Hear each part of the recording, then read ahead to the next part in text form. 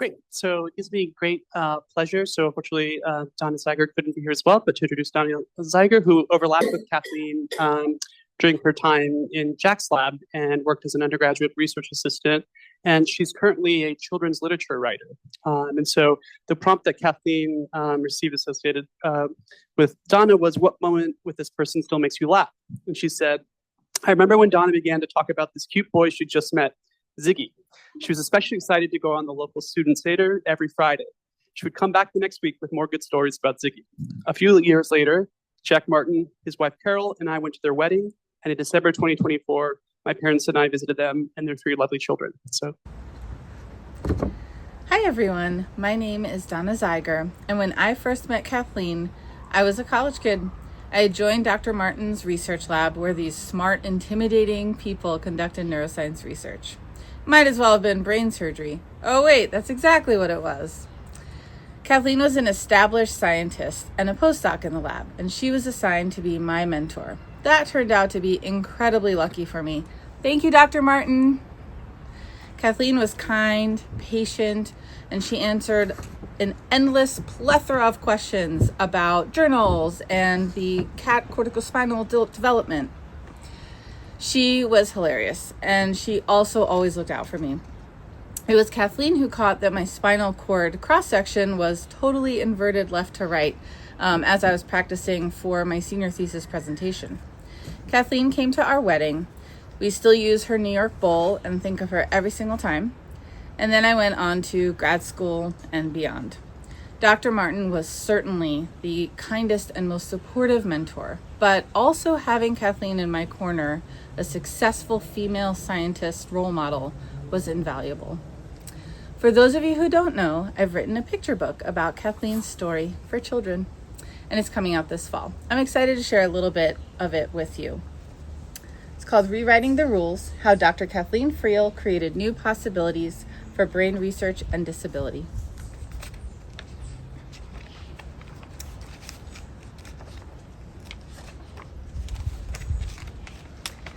Dandelion wisps dared Kathleen to make wishes. Kathleen blew, or at least she tried. Kathleen's eyes blinked, her head shook, her arm trembled, the fluffy seeds stayed stuck. Kathleen was born with cerebral palsy, and her muscles didn't always listen. Instead of blowing, she fiercely flapped the flower. At last, seeds sailed and laughter soared toward the sky. When Kathleen was a toddler, her parents wanted to know how to help her learn to walk, to speak, and to do other things for herself. They brought her to a doctor who told them that part of Kathleen's brain that controls her muscles had been injured when she was born. He said, "She will never walk normally. She will never speak clearly. She will never get better. Send Kathleen to live in a place where others can take care of her so you can focus on your younger children." No way. Kathleen and her parents walked out the door, leaving behind that doctor forever. Kathleen was actually the first person with CP that I ever met in the sciences or even in academia. Kathleen's tenacity, scientific rigor, and intellect, and also her sharp wit and her strong sports opinions made indelible marks on me as a young scientist and everybody else, and these marks are ones that I've carried with me.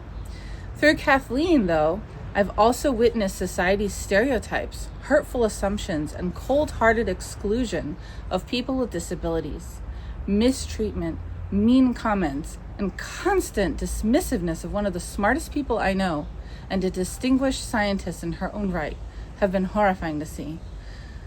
Observing these kinds of failures to accommodate her and others after she already persevered and succeeded in a challenging male-dominated STEM field has been a rude awakening to me about the many uninclusive aspects of daily life.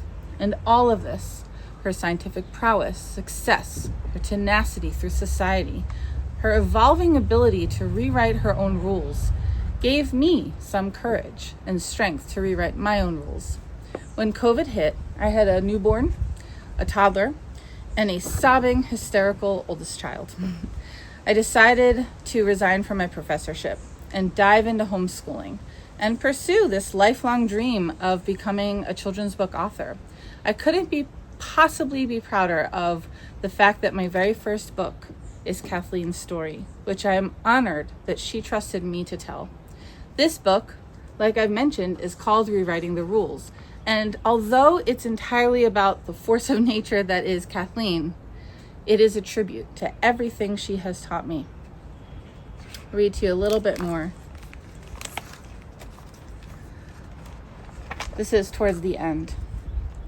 Kathleen has cerebral palsy, and she rock climbs, she bikes, and she skis. And after 9 years of punches, kicks, and board breaking, she earned a black belt in Taekwondo. And here she is with her amazing lab, where she works with kids. The world is full of limitations, but as Kathleen discovered, there are many ways to wish on dandelion wisps. Kathleen just had to find her own. Kathleen and her research are paving the way for people with cerebral palsy and other disabilities to be heard, to find their own approaches, and to rewrite their own rules.